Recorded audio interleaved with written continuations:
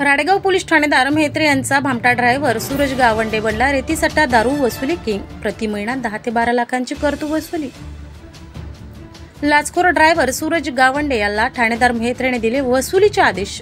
हा ड्रायव्हर रेती ट्रॅक्टरकडून प्रत्येकी 30,000 रुपये महिना घेतो।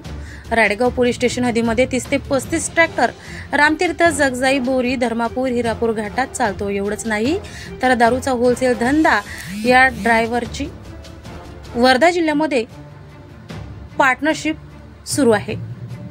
सट्टा हा राडेगाव सोडून शहर सोडून चालू ठरवायचे आदेश या ड्रायव्हरने दिले। एवढी हिंमत ही ठाणेदार म्हेत्रेमुळे या लाचखोर ड्रायव्हरला आलेली आहे।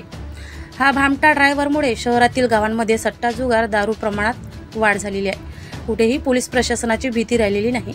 असा भामटा ड्रायव्हरला राडेगाव ठाणेदार म्हेत्रे राडेगाव पोलीस स्टेशनमध्ये राहायचे अधिकार आहे का, असा निर्माण झालेला प्रश्न आहे।